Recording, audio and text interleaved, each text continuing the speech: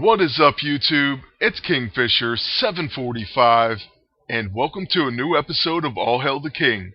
This is going to be episode 19, and just in case you're not familiar with this series, this is the video that goes along with the corresponding podcast segment that airs live on Tuesdays at 4 p.m. Eastern on Twitch TV/The Helicarrier.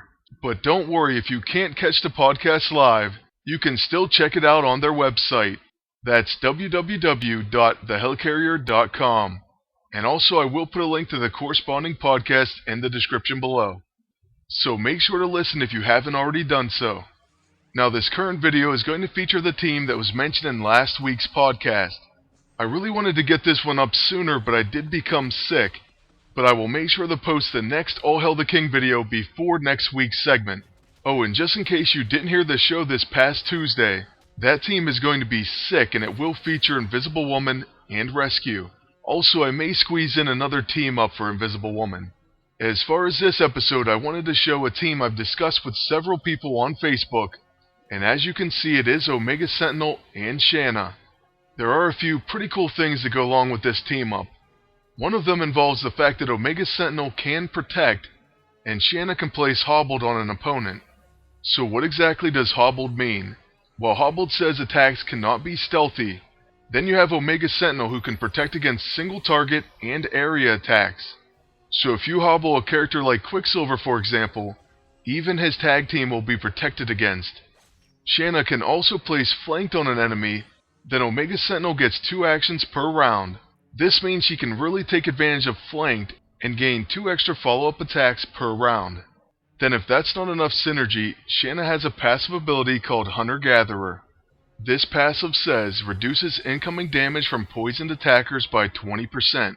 And then Shanna will also perform a follow-up attack on single target attacks against poisoned targets. So you pretty much want to poison the entire enemy team if possible. Well, Omega Sentinel does just that.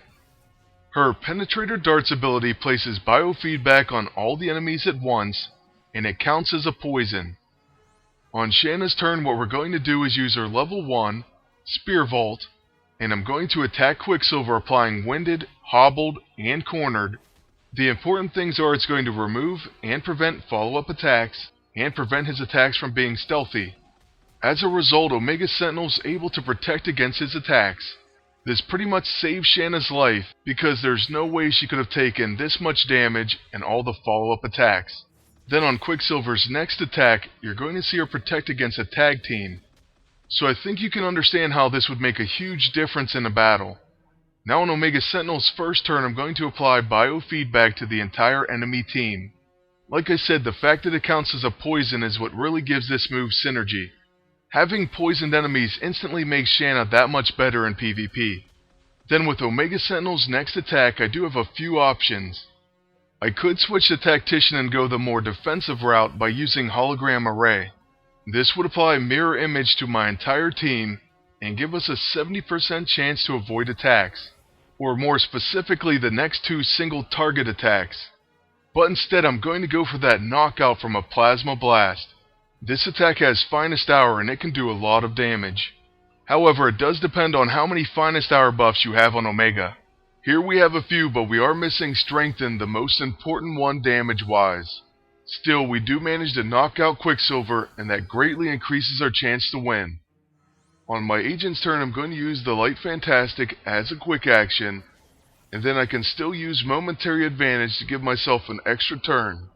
This is why the Empowered Tactician costume is one of the best released. Looking at the second seal, Broken Will would be nice, but at the same time in this situation I don't want to give the enemies a chance to ignore defense. So instead I'm just going to attack with the Mystic and trigger Mirror Reality on their agent and on Psylocke. We might as well trigger that buff now, that way we can damage them in the future. The only drawback to hitting Psylocke is the fact that she will counterattack my agent. But I do have to admit we get pretty lucky and she ends up missing. Then on her turn she uses the Kinetic Shield, and then Psychic Knives. That attack actually does quite a bit of damage, and they get a Mental Coordination proc. But you know what, there is some good news. Now it gives us a good reason to use Nature's Bounty. This will heal my agent, remove his debuffs, and then Shanna will get 2 actions next round. Now this time on Omega Sentinel's turn, I'm going to use Plasma Torch. That way she can gain strengthened before using her Plasma Blast. This should significantly increase her damage. Also, since we're going to be focusing on Psylocke, as long as we hit her we should get a follow-up attack, and we're definitely going to knock her out. And the first hit is successful, as is the second. So now we're just down to the enemy agent, and he's going to use the Dragon's Foot. This should be his last attack of the match. My agent's going to use the Improbability Field as a quick action, and then I'm going to attack with the Mystic. By the way, I do plan on having a Mystic should you buy it or not video. In fact, I'm going to try to post that one later today. In perfect timing, there we see a knockout blow coming from the weapon. For the purposes of this video, since this team has rather long fights, this is going to be the second and final match. It happens to be against another team that has very high defenses, just like us. At least our agent gets to start, so we'll use the Neurotrope, followed by the first seal. This pretty much will lock in our buffs, and really help out Omega Sentinel. Next I'll use the Blackest Void and hopefully cause the enemies to attack each other. However, another good option would be to use the Mystic on the enemy agent, that way you give them obsolete tech. But you know what, I can't complain because Thundra does hit her own Volstagg. Next on Shanna's turn we have quite a few options. We could go for any of her level 2 maneuvers, or I could try to place cornered on Volstagg, or even flanked on someone. What I'm going to do is place Serpent Strike on the enemy agent. This also will give Shanna Berserker, so she'll have a chance to join in on an ally's attack, or to retaliate when an ally is hit by a single target attack. Plus it's going to place Poisoned and Off Balance on the enemy agent. Then he's going to attack with the Voodoo Staff, and he ends up hitting his own Volstagg as well. Now as much as I'd like to give Omega Sentinel strengthened, there's 2 bruisers and I do not want to give them both enraged. So I'm going to switch to a bruiser myself, and then place biofeedback on all the enemies. Like I said before, this does count as a poison, and it definitely helps out Shanna. Then we'll use Defense Array and become a protector. Okay, so Volstagg does miss, but he tries to attack his own teammate as well. That Disoriented really paid off. The funny thing is, Omega Sentinel and Shanna can also apply Disoriented. Omega Sentinel with her Neural Disruptors, and Shanna with Off the Vine. Alright, now we're going to do a double attack from the Mystic. Hopefully we can finish off the enemy agent. But it looks like it's going to come up just short. Also, I highly doubt that Poison's going to do enough damage to finish him, so it looks like we're going to have to attack him once again.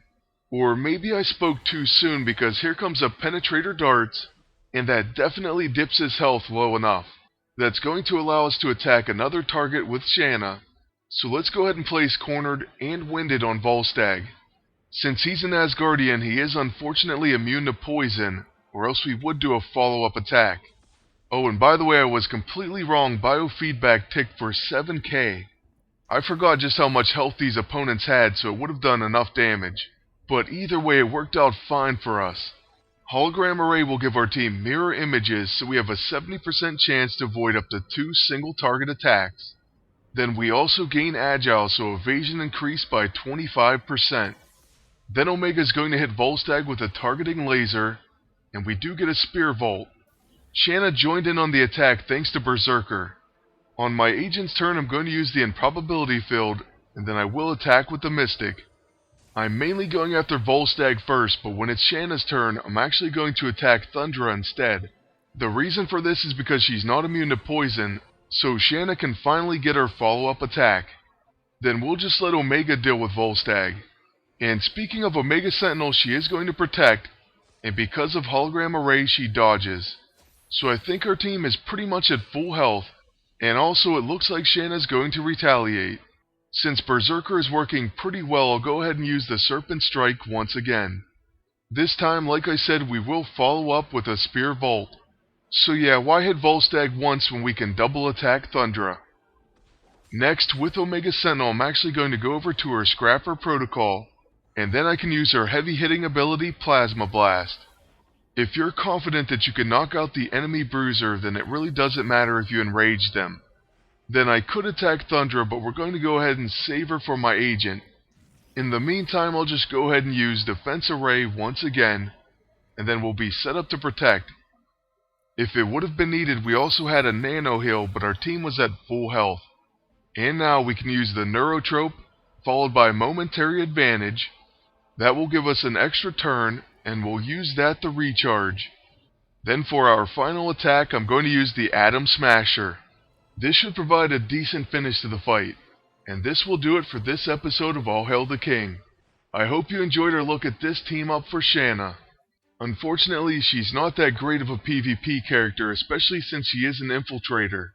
But if you do live through an opening onslaught from someone like that Scrapper Quicksilver, she can apply Hobbled and Winded to him, and then you can actually protect against that blue costume nightmare. So yeah, she's not completely helpless. I would say she's basically average.